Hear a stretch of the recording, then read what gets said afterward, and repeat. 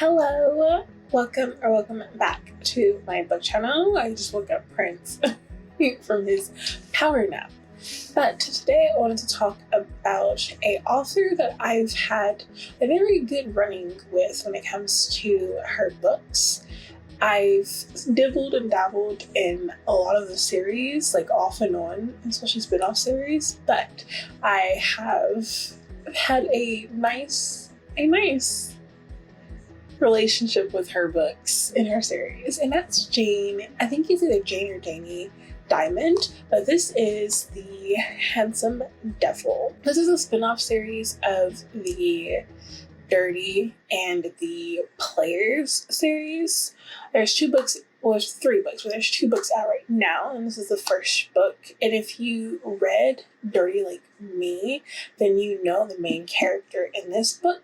Her name is Devi. She is Canadian Indian. She is the best friend of the heroine in Dirty Like Me. So this is her book. She finally finds love. This is a second chance romance because our heroine and our hero were high school rivals, sort of. So Devi, she has a disfigured face. When we first see her, she has a huge scar that goes from here to like down her cheek. She did not care about what anyone said, but our hero, he was the popular boy in school. He was the football captain, a very prominent football player, who then switched to hockey. So he was the golden boy of the school, and they had a hate relationship.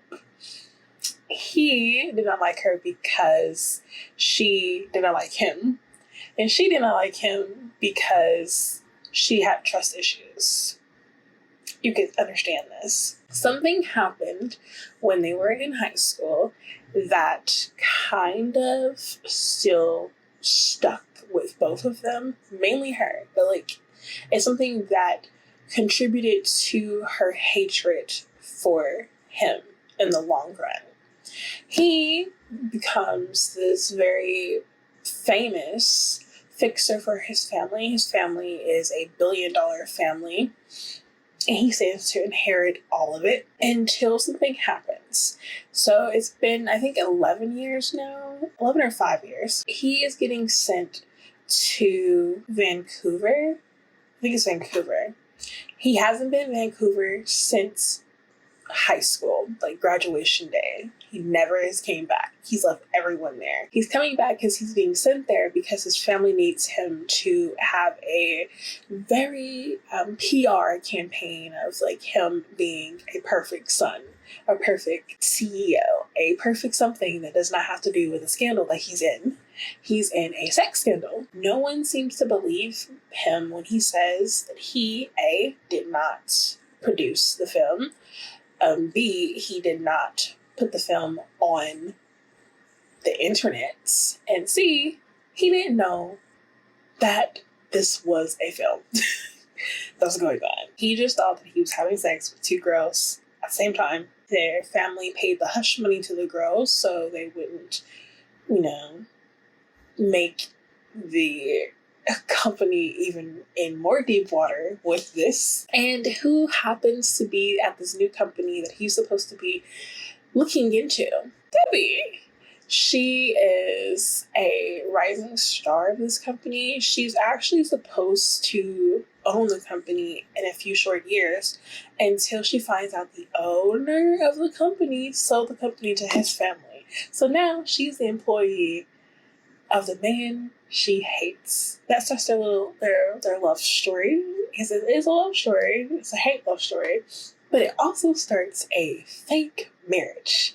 And I don't want to read everything because this is a big daddy. This is over 600 pages, and I sometimes I love thick books, but because of how the heroine and why the heroine didn't like our hero, this made it so much like unnecessarily big.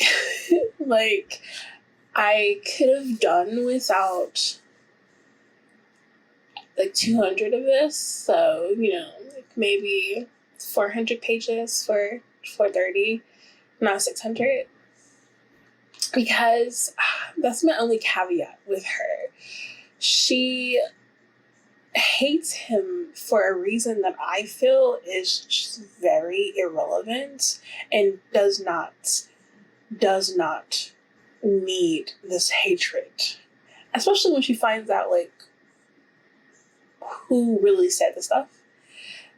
It's just like you're hating him just to hate him, but you actually like him. So it's like a thin line between love and hate, because her hatred means that she actually loves him, but she does not contribute to that for a while.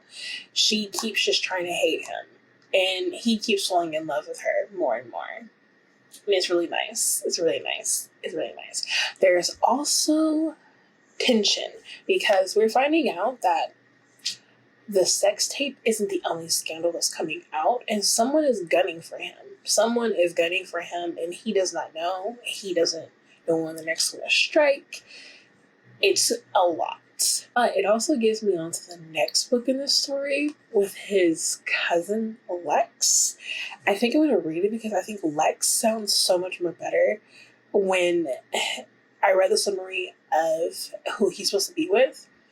And I'm hoping that I like this one because I think they don't know each other like that. This one could have been like a 5-star read for me if only the heroine's reason for hating him was significant enough for this hatred for 11 years. And then also the continuation of this hatred. Like it didn't help with like me liking the situation enough to give it 5 stars. I would reread this, but I would definitely skip parts because I don't like her monologues a lot. This is dual perspective too, so like his reason for hatred it's not literally hatred, it's just indifference at first. It's him playing games at first, him then realizing that he actually likes her, if you get what I mean. So would I recommend this? Actually, yeah, I would.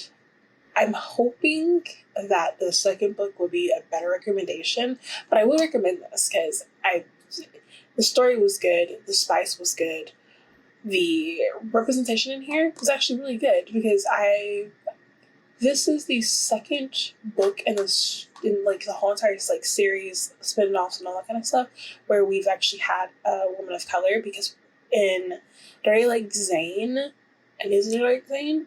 I think it's Dirty Like Zane. His heroine was Japanese and white, and then Devi is Indian. I'm liking how diverse the cast is getting when it gets broader. I probably will read the second book, but I hope you all read this first book.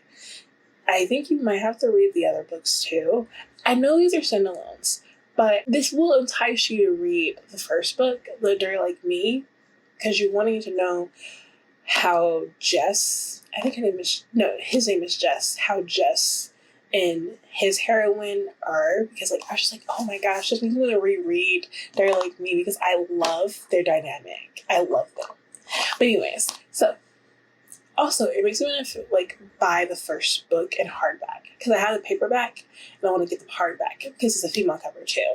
So this is like, I think this is OOP because I can't find the second book in the male cover anymore in hardback. But in hardback for this one and the second book, it's all the female covers.